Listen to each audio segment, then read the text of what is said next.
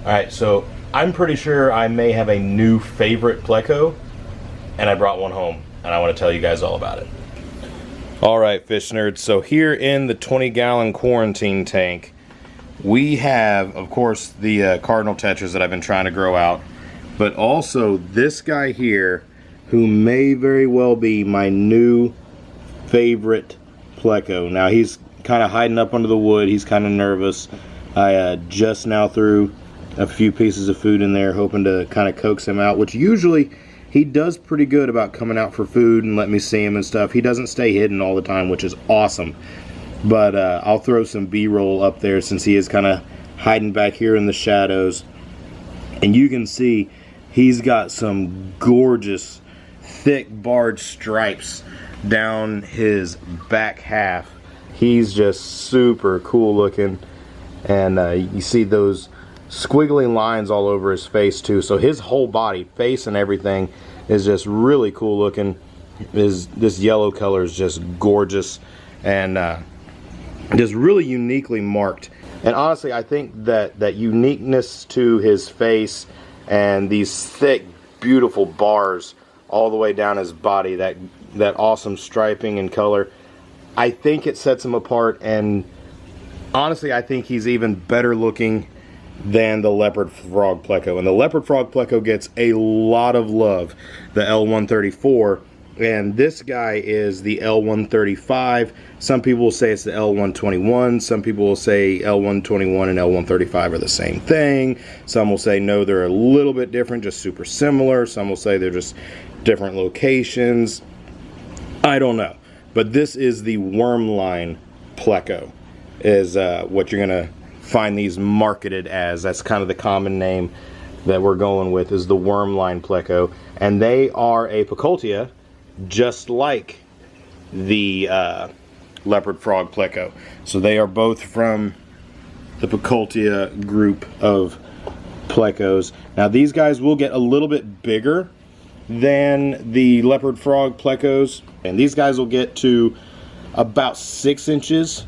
This guy here is about 3.5, so he's got some growing to do, but they'll get to about 6 inches, so maybe a little bit bigger than a bristlenose Pleco, or about the same size as a big bristlenose Pleco. So still definitely a compact little Pleco that's not going to overgrow most tanks. Really anything from a 29 up is going to be fine. Maybe, you know, a 20 long you could get away with for these guys. So they're not an oversized Pleco by any means, but they're not much of an algae eating Pleco, similar to the leopard frogs and a lot of your hypostomus, or not hypostomus, hypensistrus is what I meant to say, sorry. They're more omnivorous with a tendency towards meaty foods. So we've got some shrimp pellets here. The bug bites Pleco pellets are going to be good for these guys, that kind of thing. Not to say you shouldn't give them any veggie material or, you know, any algae wafers or anything like that, but primarily they're going to want meaty foods. This guy loves bloodworms. I threw some bloodworms in here, and he was a fat and happy Pleco over the bloodworms. Now, as far as temperatures for these guys go, really anything in the mid to upper 70s is going to be fine. I've seen as low as like 73 degrees Fahrenheit as the low end for these guys recommended, and most of the recommendations are from like 73 to 80, you know, is your range that you see for these guys. But I also read one breeding report where somebody bred them successfully at 86 degrees Fahrenheit. So clearly these guys aren't too picky. And as far as breeding these guys, I haven't read a whole lot of breeding reports, but then again, I was only able to find a couple of videos on YouTube about this fish at all. I don't think a lot of people even know about this Pleco. So I think that's probably why I didn't find a whole lot of breeding reports. But from everything I've read, they're just cave spawners like a lot of other Plecos. So just a Pleco cave, and have a boy and girl, make sure they're well fed with clean water, and they take care of the rest.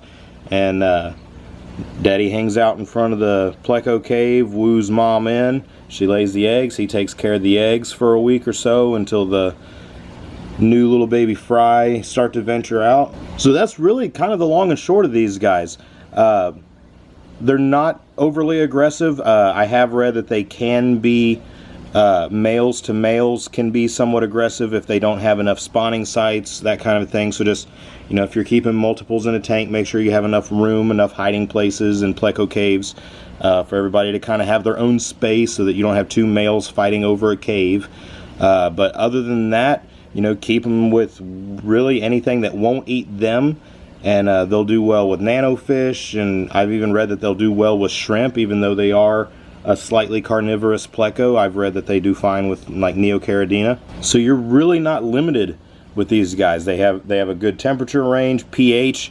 They can handle anything from like I've read everywhere from as low as a 5, 5.5 up to 7.5. So anywhere in that slightly acidic to neutral range is going to be perfect for these guys. And what you've got is a fun, beautiful looking hardy pleco that doesn't get too big but gets enough size on it that, you know, you can appreciate how cool looking he is. And if you felt like it, you could breed him. And I haven't really decided if I'm going to do that or not.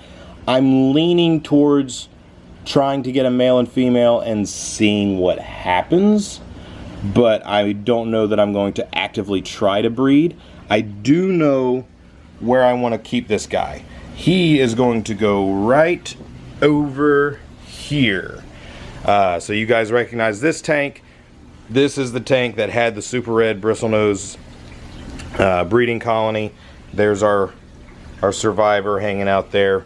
All the rest of my super reds died that were in this tank. I do have some in other tanks, you know, scattered around here and there. And I had another tank that had some juveniles that I'd been growing out in it. But as far as my breeding group, all my adult breeders and somewhere between 100 to 200 fry all just crashed and died, and somewhere between 1,000 and 2,000, and that's being conservative on the estimate. There could have easily been a whole lot more red cherry shrimp than that, but thousands of red cherry shrimp were all over this tank. All of them died. All my super reds died. You guys can go back and watch that video if you haven't seen it already. But these guppies have exploded in the past few weeks since that happened, or a month or so since that happened. A lot of the smaller guppies have gotten a lot bigger, and my females have had a whole lot of babies. So there's a lot of guppies in here now, and lots and lots and lots of snails. So what I'm going to do with this tank, now that we don't have the super red breeding colony, I may do another super red breeding colony in the future. I'm still undecided, but if I do, it's not going to happen here. I am going to, oh man, I was way zoomed in and didn't realize it. I'm going to take this tank, break it all down. I'm going to move these guppies to the new rack, and all this hornwort is going to another tank. All these guppies are going to another tank. I'm going to break it down and completely sanitize it, so that way there's no leeches in here, there's no snails in here, nothing. It's a completely sanitized, all new tank, and I'm going to scape this tank with plecos in mind. I'm going to have pleco caves kind of arranged with aquascaping around them. So I'm going to hardscape some rocks and wood around the pleco caves and kind of build the caves into the hardscape of the tank. And then I'm going to have at least my Wormline Pleco, maybe a couple others just to see what happens.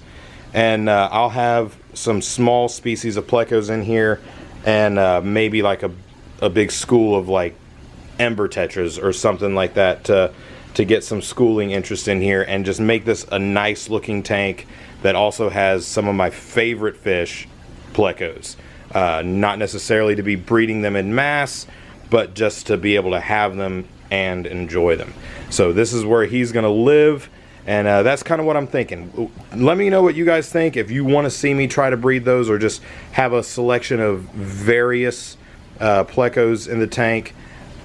I kind of want to do both. You know, that's just me. I like the look of a few of the same.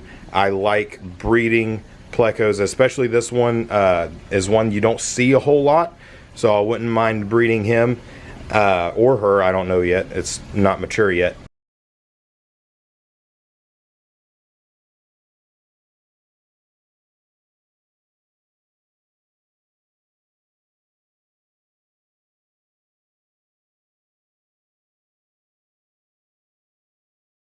So that's something I'm interested in, but I also just like seeing, you know, you see pictures and videos of, you know, you've got like a snowball pleco next to a green phantom, next to a blue phantom, next to a bristlenose, next to a leopard frog pleco, and I love those kind of tanks because I love plecos.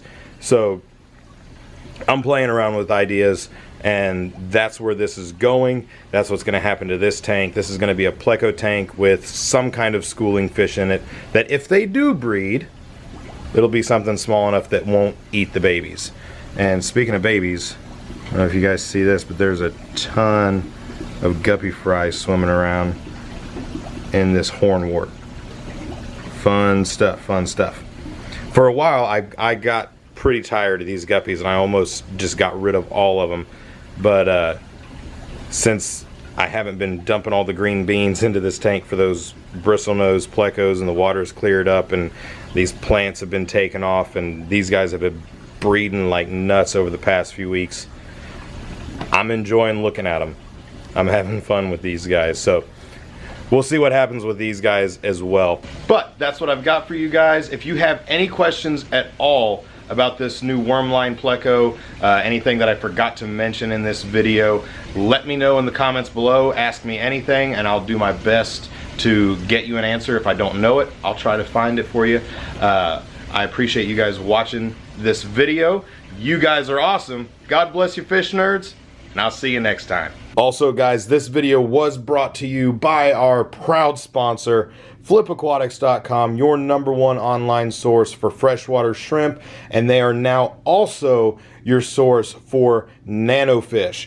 Go check them out, flipaquatics.com. Tell them I sent you.